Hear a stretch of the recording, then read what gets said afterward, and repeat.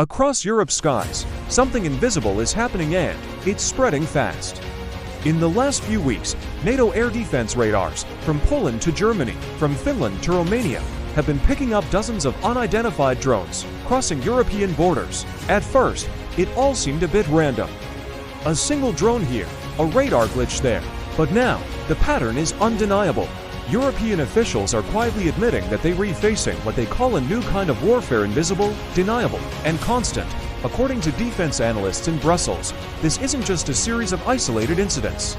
It's the next stage of Russia's hybrid war. A war that doesn't rely on tanks or missiles, but on something far more subtle: confusion, fear, and fatigue. Let's break down what's really going on. Since early October, multiple European countries have reported drone incursions near sensitive military installations, air bases, and critical energy infrastructure. And what kind of drones are we talking about? Mostly small, commercial-grade quadcopters, the same type you see being used to devastating effect on Ukraine's battlefields, but these have been modified for long-range surveillance and electronic jamming. One senior NATO official, speaking off the record, described them as eyes in the sky that never blink. The map of these incidents tells a story. In Finland, drones have been spotted snooping around a new NATO radar installation right near the Russian border. In Poland, two unidentified UAVs were tracked flying over military convoys carrying US equipment. And down in Romania, fragments of unknown drones have washed up along the Danube River, the same area that has seen repeated Russian missile strikes targeting Ukraine's vital grain exports. This isn't just a coincidence, it's a calculated strategy. Hybrid warfare, a concept Russia has been perfecting for decades, is all about blurring the line between peace and conflict. It uses a cocktail of tactics, disinformation, cyber attacks, energy manipulation, and now a fleet of low-cost drones. The goal: to destabilize, to confuse, and most importantly, to test the enemy's response without ever firing a shot. Western intelligence agencies are convinced this recent wave of drone activity is a deliberate test. It's about probing NATO's radar systems, measuring their reaction times, and seeing how well different countries coordinate across multiple borders. You could almost think of it as a form of digital trench warfare, but waged thousands of feet in the air. But here's what makes this recent escalation so much more dangerous. For the first time, these incidents aren't just happening on NATO's periphery, on the edge of its territory. They are happening deep inside its airspace.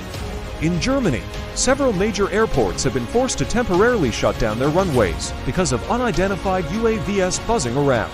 In Denmark and Norway, offshore wind farms, which are absolutely crucial to Europe's green energy goals, have detected strange interference signals. Signals that have been traced back to Russian-linked networks. Each of these acts, on its own, is small. It's deniable, almost untraceable. But when you piece them all together, they form a clear and strategic campaign.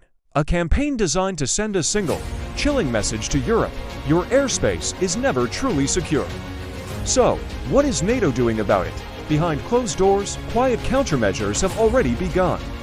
Sources familiar with the alliance's internal discussions tell us that several member states are now rushing to integrate drone detection AI networks into their existing radar systems. It's a massive upgrade.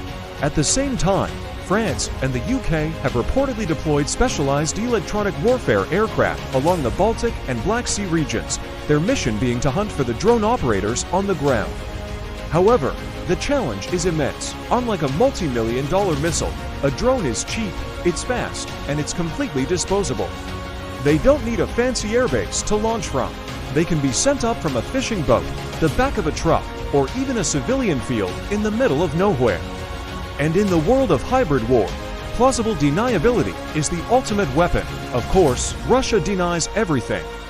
When asked about it, the Kremlin spokesperson dismissed NATO's claims as paranoid fabrications. But European intelligence officials aren't buying it.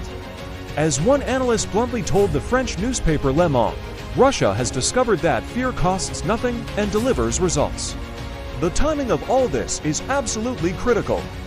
Europe's defense industries are already stretched to their limits by the war in Ukraine. Military stockpiles are running low, and public fatigue with the conflict is steadily rising. If Moscow can successfully undermine NATO's sense of security and control even just psychologically, it scores a major victory without ever having to engage in open combat. But this strategy is a dangerous game for both sides. What happens if one of these drones accidentally triggers a shootdown? Or worse, what if one collides with a civilian airliner?